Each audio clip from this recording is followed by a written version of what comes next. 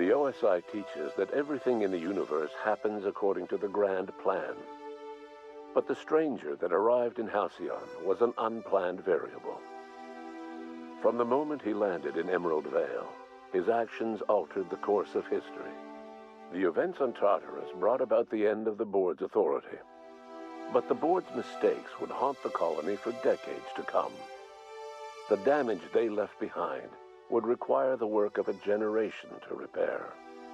Dr. Phineas Wells began reviving a handful of the Hope's colonists, engineers, scientists, technicians, and intellectuals.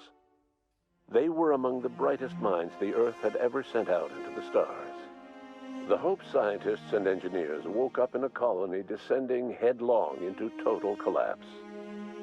With no way to return to Earth, they had no choice but to band together and devote themselves to the cause of saving Halcyon.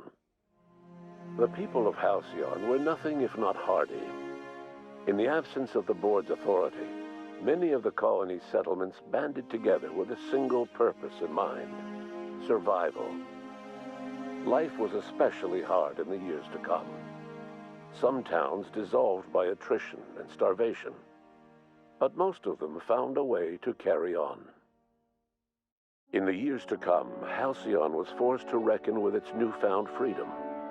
The board was gone, and for better or worse, the colony was responsible for its own destiny. Between MSI's worker-centric policies and the iconoclast's manpower, Sanjar and Zora were able to rally many of the Terra 2 townships to their cause. MSI's workforce swelled, and the iconoclasts enjoyed a significant surge in their ranks. The board was too distracted by infighting and internal politics to stop MSI from becoming a powerful corporation and a refuge for townships that might have fallen through the cracks. Sublight Salvage adapted to the changes in Halcyon, shifting their business model to suit the times. Their claims of legitimacy were scrutinized, but ultimately unquestioned. Lilia Hagen would continue to protect her family as ruthlessly as ever. Adelaide McDevitt replaced Reed Thompson as the leader of Edgewater. She and her followers transformed Edgewater in their image. Anyone loyal to Reed was pressured into leaving town, and those who stayed behind adapted to her way of life. Adelaide transformed the old cannery into a new garden. The nearby Edgewater Cemetery provided a convenient source of fertilizer. As for Reed Thompson, it was said that he lasted exactly 2 days outside the walls of Edgewater. Years later, a marauder was found in possession of his hat.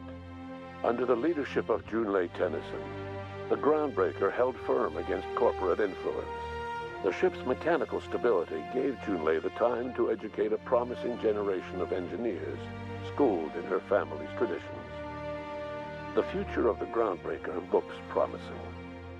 The rediscovery of the Hope and the abandonment of the Lifetime Employment Program forced Byzantium to come to terms with some uncomfortable realities about the state of Halcyon.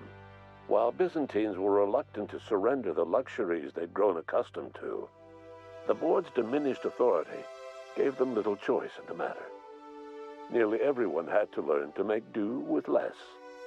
Some even had to get jobs. It was a dark time indeed. Your influence shifted Ellie's perspective. She finally admitted, albeit grudgingly, that she just might need other people. Sometimes. With a steady income from the life insurance payouts, she was finally able to afford a ship of her own. She hired a small crew and flew supply missions to communities on the fringe. Some of them were even legal. Life in Halcyon was sobering for Felix Millstone. The grand revolution he dreamed of never came. There was no great awakening for the colony, no celebrations in the streets. There was only the hard, desperate work of trying to repair a broken colony. Felix never had a head for numbers, but if there was labor to be done, he was there to help. Eventually, Felix realized that the work of a revolution was done with 2 hands.